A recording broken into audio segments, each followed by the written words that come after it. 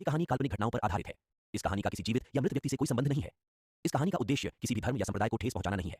इस कहानी के जरिए हम किसी भी अंधविश्वास या काले जादू को प्रोत्साहन नहीं दे रहे हैं। अगर आपको भूत की कहानी पसंद है तो यह टैक्सी ड्राइवर की डरावनी कहानी आपको जरूर पसंद आएगी। यह एक सत्य घटना पर आधारित है। कहानी में एक लड़की जिसका नाम है उसके बारे में बताया गया है। भारतीय शहर की रातों में छुपी एक भयंकर घटना का साक्षी थी वह, जो उसके जीवन को हमेशा के लिए बदल दिया था। यह एक ऐसी हॉरर स्टोरी थी जिसमें अत्यंत भय का समावेश था, जिसे सोचकर ही मन कांप उठता था। इसी तरह की रियल हॉरर स्टोरी आपको हमारे वीडियो में देखने को मिलेगी।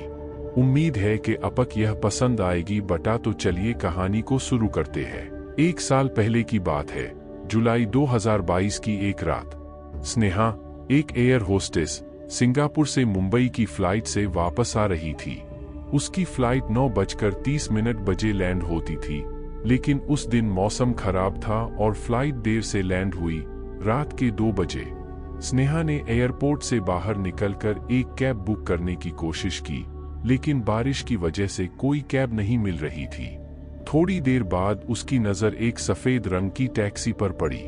टैक्सी ड्राइवर अकेला था और स्नेहा ने उससे रोका और कहा कि उसे गोरेगांव जाना है। ड्राइवर ने सिर्फ सिर हिलाकर हाँ कहा और स्नेहा टैक्सी में बैठ गई। टैक्सी तेज स्पीड से चलने लगी। स्नेहा ने सोचा कि शायद ड्राइवर जल्दी में हो, लेकिन थोड़ी देर बाद उसने महसूस किया कि कुछ तो गलत है। टैक्सी की स्पीड बढ़ती जा रही थी और ड्राइवर की आंखों में एक अजीब सी चमक थी।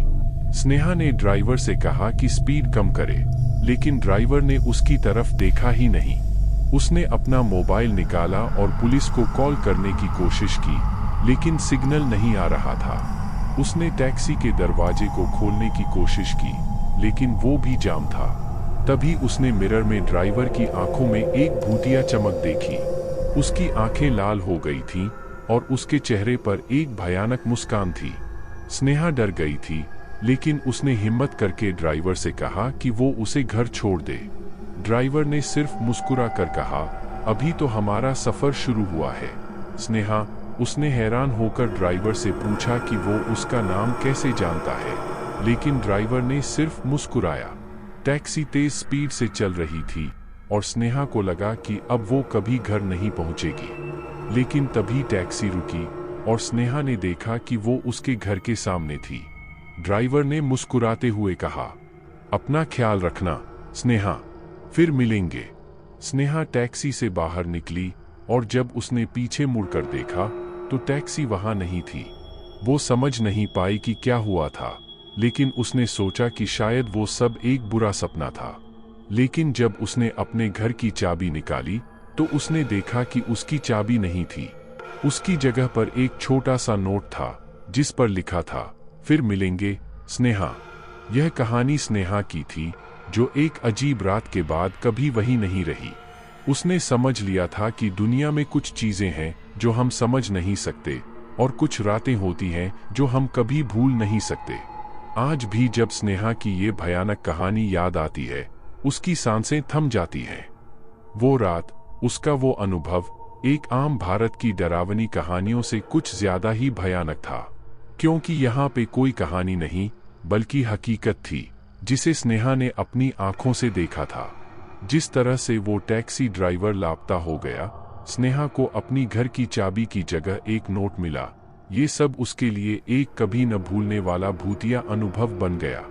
यह कहानी एक डरावनी कहानी की तरह ही शायद कुछ अधिक डर और रोमांच भरी थी।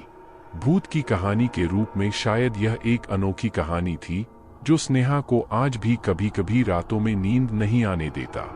वो रात, वो टैक्सी ड्राइवर और उसका लापता होना, सब एक ऐसी भूत की कहानी की याद दिलाते हैं जो कभी भुला नहीं सकती। कहानी तो खत्म हो गई, लेकिन स्नेहा के लिए वो रात अभी भी जारी है।